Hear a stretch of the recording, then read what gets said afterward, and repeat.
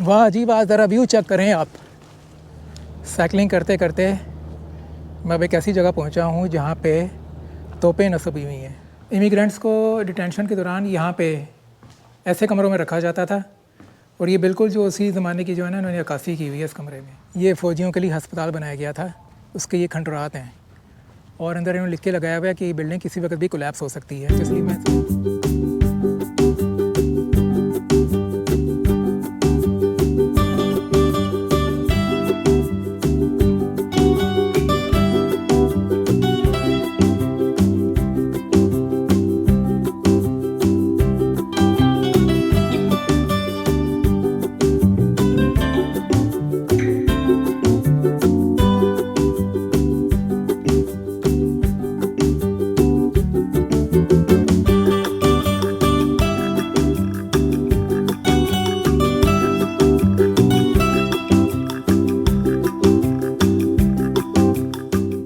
इस वक्त angel island में मौजूद हूँ, जो कि कैलिफोर्निया का दूसरा बड़ा आइलैंड है।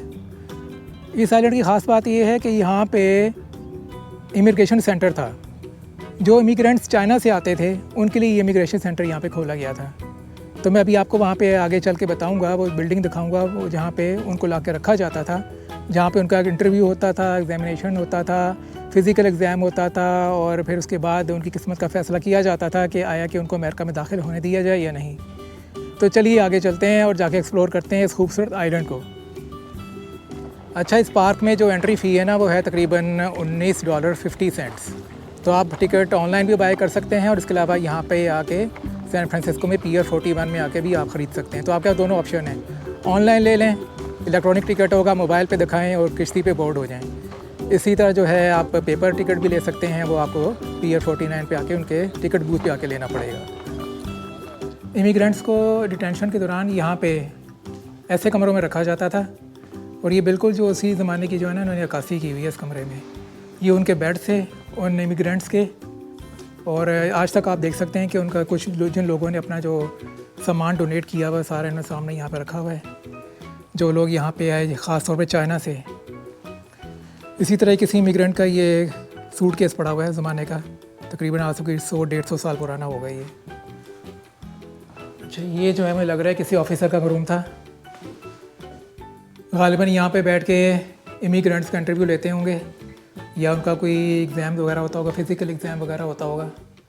तो उसी ज़माने का जो है ना सारी चीज़ें पड़ी हुई हैं। ये टाइपराइटर आप देखेंगे, ये उसी 100 साल पुराना टाइपराइटर है। इसी तरह टेलीफोन भी तकरीबन 100-150 साल पुराना।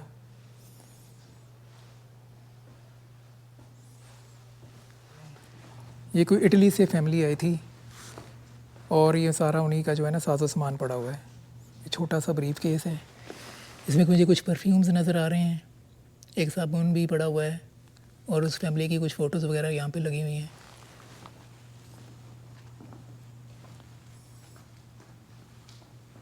इसी तरह वो कोई फैमिली इंडिया से आई थी, ये सारा उनका सामान पड़ा हुआ है। ये जो चाइनीज़ यहाँ पे इमिग्रेंट्स आए थे ना, ये सारी उन्हीं जो चीज़ें अपने साथ लेके आए थे।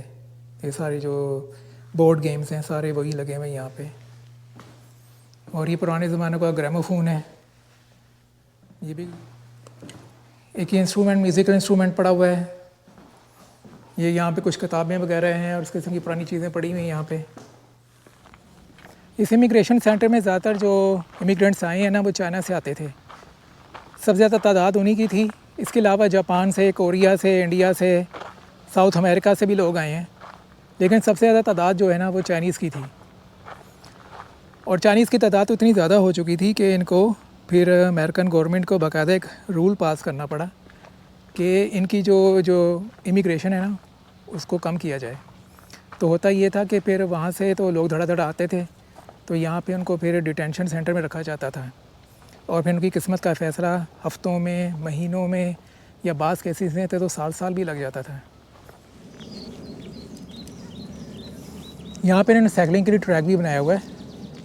ओवरऑल तो बहुत अच्छा ट्रैक बना हुआ है, लेकिन बाज़ जगहों पे बहुत ज़्यादा चढ़ाई भी आ जाती है, तो वहाँ पे आपको काफ़ी मशक करनी पड़ेगी। शहर की आबादी से बिल्कुल दूर एक बिल्कुल नेचुरल लैंडस्केप, और उस नेचुरल लैंडस्केप में बनी हुई है ये साइकिल ट्रैक।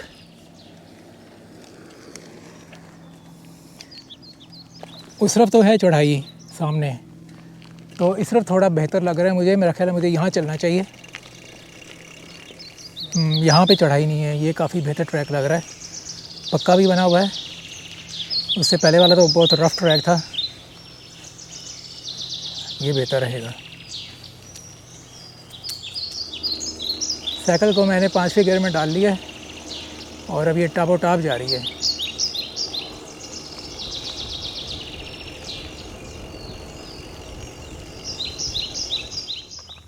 ये जो आप बैकग्राउंड में बिल्डिंग देख रहे हैं, ये आर्मी वालों का कैंप था। जिन दिनों अमेरिका में सिविल वॉर लगी हुई थी, उन दिनों ये कैंप यहाँ पे बनाया गया था।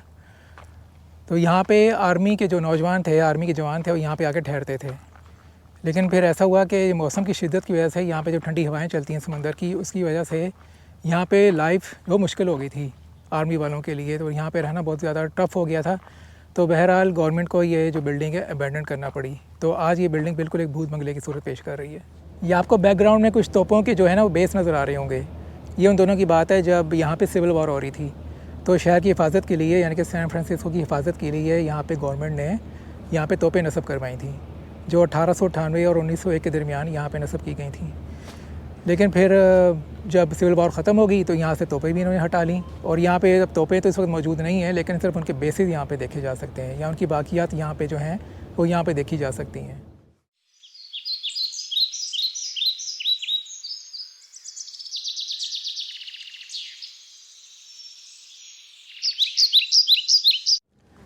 आपको बैकग्राउंड में एक जज़ीरा नज़र आ रहा होगा, इसे बोलते हैं अल्कैट्राज़ आइलैंड, जहाँ पे एक ज़माने में जेल भी थी, जहाँ पे बहुत ख़तरनाक कैदियों को रखा जाता था। और जिस वाक़े से इस जेल को शोहरत मिली थी वो ये था कि यहाँ से 3 कैदी फ़रार हुए थे। ये ग़ालिबन बात है लेट 70s की, और आज तक उन कैदियों को पता ही नहीं चला कि वो कहाँ पे गए। FBI इनको तलाश करती रही, छापे मारती रही, पूरा मुल्क उन्होंने छान मारा, लेकिन उन कैदियों को नहीं पता चला कि वो कहाँ गए।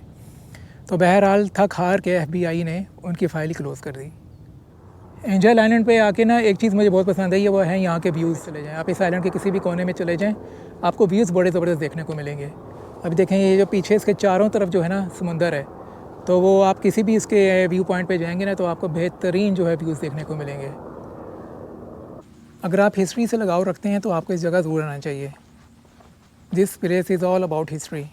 और यहाँ पे तो और कोई ऐसी चीज़ नहीं है, लेकिन अगर आप यहाँ पे कोई साइकिलिंग करना चाहते हैं या कोई हाइकिंग वगैरह का मूड है आपका, तब भी आप यहाँ पे आ सकते हैं। लेकिन यहाँ की जो मेन अट्रैक्शन है वो यहाँ पे हिस्ट्री ही है। उम्मीद है नाज़रीन आपको आज का व्लॉग बहुत पसंद आया होगा, और इन केस अगर आपको नहीं भी पसंद आया तो कोई बात नहीं, लेकिन एक काम ज़रूर कीजिएगा कि कमेंट सेक्शन में अपनी राय ज़रूर दीजिएगा कि आपको इसमें क्या चीज़ पसंद नहीं आई, और किसी चीज़ की कमी पेशी रह गई हो तो उसके बारे में बताइएगा। और फिर इंशाल्लाह मिलेंगे आपसे एक नए ब्लॉग में। तब तक के लिए अल्लाह हाफ़िज़।